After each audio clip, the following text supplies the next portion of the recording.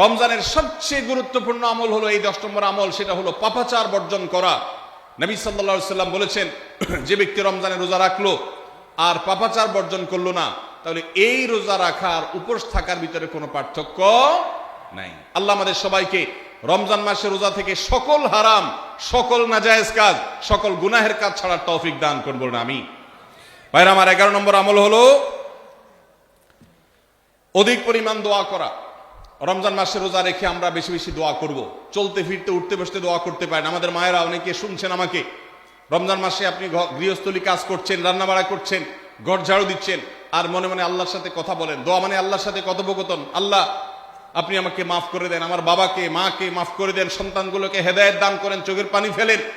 নিয়মতান্ত্রিক দোয়া, বসে বসে হাত তুলে দোয়া করবেন কেবলামুখী হয়ে। আবার চলতে ফিরতে উঠতে বসতে, এমনকি ওযু নাই সে অবস্থায় দোয়া করবেন। নবী সাল্লাল্লাহু আলাইহি সাল্লাম বলেছেন, 3 ব্যক্তির দোয়া ফিরিয়ে দেওয়া হয় না। কয় ব্যক্তির দোয়া? সালাতুন লা তুরাদ্দু দাওয়াতুহুম, 3 শ্রেণী মানুষের দোয়া ফিরিয়ে দেওয়া হয় না। এর ভিতরে এক শ্রেণী হলেন মাজলুম, কারোর জুলুমের শিকার হয়েছে। এই ব্যক্তি জালেমের বিরুদ্ধে যে তার মনের আকুতি থাকে, বদদোয়া থাকে, আল্লাহ সুবহানাহু ওয়া তাআলা এটা ফিরিয়ে দেন না। এই জন্য পৃথিবীর ইতিহাসের কোন জালিম আপনি দেখাতে পারবেন না যেই জালিমকে আল্লাহ ছেড়ে দিয়েছেন, আল্লাহ ছাড় দিয়েছেন কিন্তু চূড়ান্ত ভাবে ছেড়ে দিয়েছেন, এমন কোন জালিম আপনি দেখাতে পারবেন না। এই জন্য ভাই, কখনো কোন অবস্থাতে কারো প্রতি আমরা জুলুম করব না। আল্লাহ আমাদেরকে সেটা মানার তৌফিক দান করুন। তাহলে 3 ব্যক্তির দোয়া কবুল হয়, ফেরত দেওয়া হয় না। তার ভিতরে একজন হলো মাজলুম, যার প্রতি আপনি জুলুম করেছেন, সে আপনার বিরুদ্ধে যে বদদোয়া করে, এটা লাগবেই লাগবে, আজ হোক আর 2 দিন পরে হোক। নাম্বার 2, মুসাফির, যে ব্যক্তি সফরে আছে, সফররত অবস্থায় সে যদি দোয়া করে, সে দোয়া আল্লাহ তাআলা কবুল করেন। 3 নম্বর হলো রোজাদার ব্যক্তি, আস-সাইম হাত্তা ইফতির, রোজাদার ব্যক্তি সারাদিন ভর রোজা করলে ইফতার রাগ পর্যন্ত, সারাদিন দোয়া করলে ইফতার রাগ পর্যন্ত তার দোয়া কবুল হয়। এই জন্য রোজা রেখে আমরা বেশি বেশি আল্লাহর কাছে দোয়া করবো ইনশাআল্লাহ।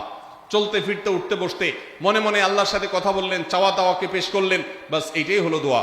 এটা হলো আমাদের রমজান মাসের 11 নম্বর আমল, বেশি বেশি দোয়া করা। 12 নম্বর আমল হলো মিথ্যা এবং কাজ পরিহার করা।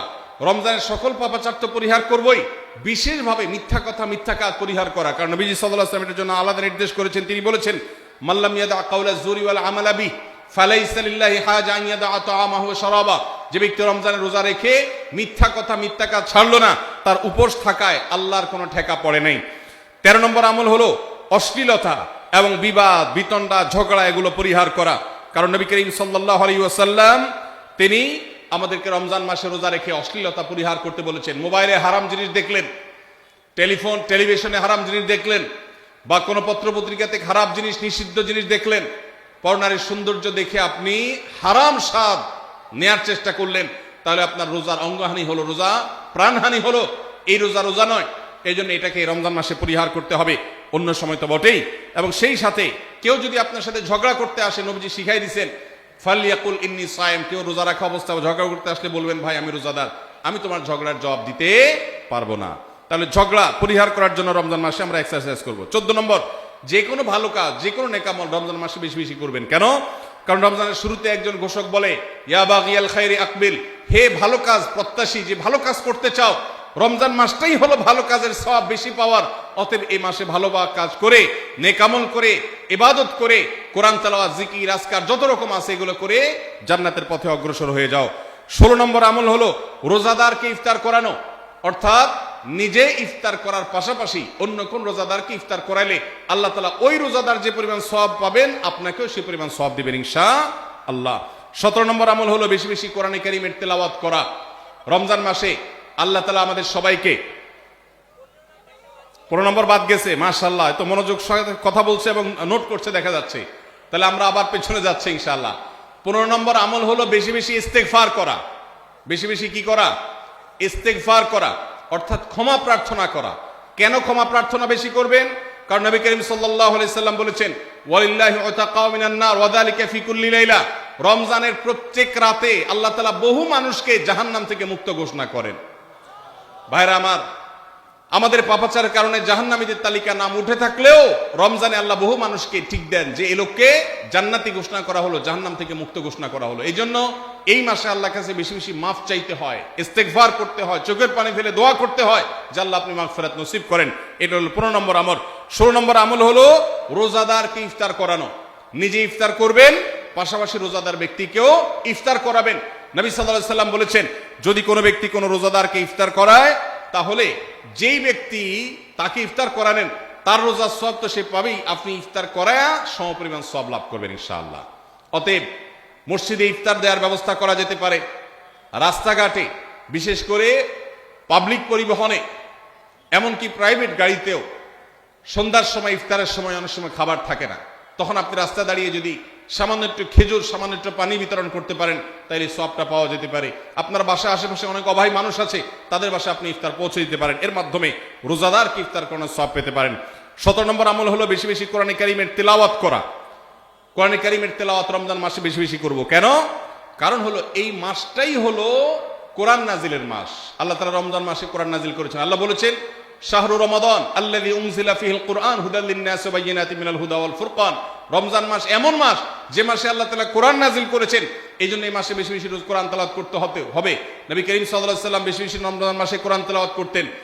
আমাদের পূর্বসূরি সালাফগণ কেউ কেউ রমজান মাসে অন্য সব আমল কমিয়ে দিয়ে কোরআন তেলাওয়াতটা সবচেয়ে বেশি করতেন। এই জন্য দিনে এবং রাতে বেশি বেশি করে কোরআন শুদ্ধতার সাথে, সৌন্দর্যের সাথে তেলাওয়াত করব, অর্থ সহকারে বুঝে পড়ার চেষ্টাও পাশাপাশি করবো ইনশাআল্লাহ। আল্লাহ রাব্বুল আলামিন রোজার মতো ইবাদত দিয়েছেন আমাদেরকে জীবনে ব্রেক দেওয়ার অভ্যাস গড়ে তোলার জন্য। আমরা যেন ব্রেক দিতে শিখি, আমরা যেন থামতে শিখি, আমরা যেন নিজেদেরকে নিয়ন্ত্রণ করতে শিখি। ইসলামের যে বৈশিষ্ট্য, ইসলামের যে বিউটি, ইসলামের যে সৌন্দর্য, সেটা হলো ইসলাম পৃথিবীর মানুষকে আত্মনিয়ন্ত্রণ করবার কথা বলে। আজ ভোগবাদী পৃথিবীর যেদিকে তাকাবেন, চতুর্দিকে দেখতে পাবেন শুধু ভোগের হাতছানি। দুনিয়াটা মস্ত বড়, খাও দাও আর ফুর্তি করো, শুধুমাত্র ফুর্তি, ফুর্তি এবং ফুর্তি, ভোগ এবং ভোগ এবং ভোগ। গোটা পৃথিবী আপনাকে ভোগের কথা বলবে, ত্যাগের কথা বলবে না। ইসলাম আপনাকে ত্যাগের কথা বলে।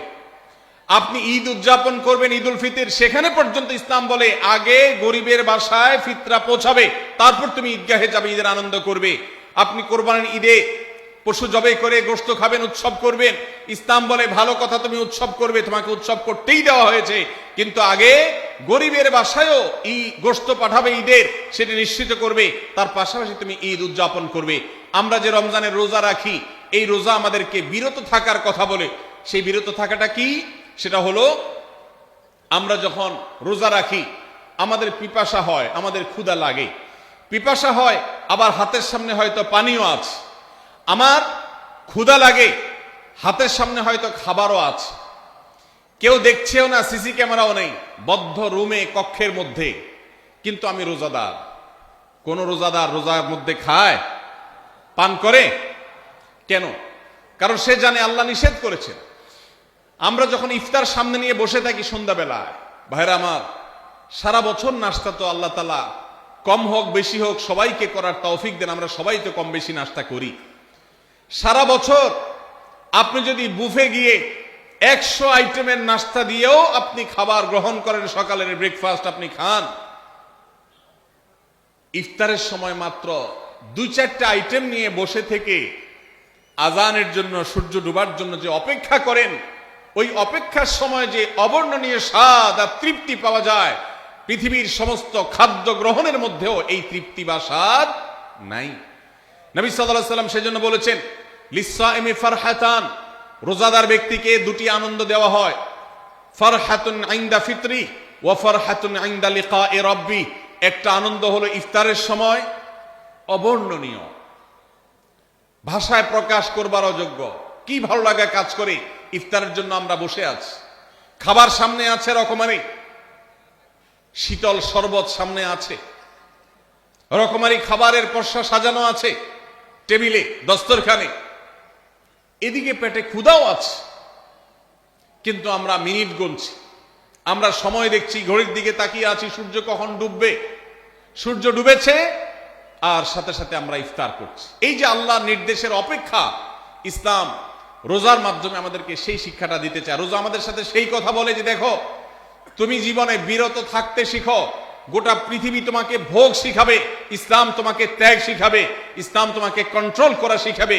আমাদের তরুণদের চরিত্রকে নষ্ট করবার জন্য, তাদেরকে নানাভাবে উস্কানি দেওয়ার জন্য, বিনোদনের নামে, নিউজের নামে, বিজ্ঞাপনের নামে, বিভিন্ন নামে অশ্লীল নানা দৃশ্য, খোলামেলা দৃশ্য তাদের সামনে দেখানো হয়, ভোগের আহ্বান করা হয়। ইসলাম বলে, হে মুসলিম তরুণ, তোমার চোখের এরিয়ার মধ্যে কোনো পরনারী, কোন সুন্দরী নারী পড়ে গেছে, তুমি আঁচ করতে পেরেছ, সাথে সাথে তোমার দৃষ্টিকে তুমি নিয়ন্ত্রণ করো, অবনত করো। কুল্লিল মুমিনিনা ইয়াগুদ্দু মিন আবসারিহিম ওয়া ইয়াহফাযু ফুরুজাহুম। আল্লাহ বলেছেন, হে রাসূল বলে দিন ইমানদার পুরুষদেরকে, তারা যেন তাদের চোখগুলোকে নামিয়ে রাখে, তাদের সম্ভ্রমকে তারা সংরক্ষণ করে। মনে রাখবেন, যা খুশি তা করতে পারা এটা যোগ্যতা নয়। নিজেকে নিয়ন্ত্রণ করলাম, যা খুশি তা করব না, এর নাম হলো যোগ্যতা। ডায়রিয়ার রোগী ডাইরেক্ট হয়ে যায়, যা খুশি যে করে, নিজের মন যেদিকে তাকে নাচায় সেদিকে নাচে, এই লোকটা অসুস্থ মানুষের মতো। আর মুসলিম যুবক, মুসলমান মানুষ, নারী পুরুষ, সে নিজেকে নিয়ন্ত্রণ করে। আল্লাহ এটা হারাম করেছেন, আমার মন চায়, চাইলেই আমি সেটা নিতে পারি, কিন্তু আমি নেব না। আমি একটা জিনিস ধরতে পারি, আল্লাহ হারাম করেছেন, সেজন্য আমি ধরবো না। এই শিক্ষাটা রমজান আমাদেরকে দেয়।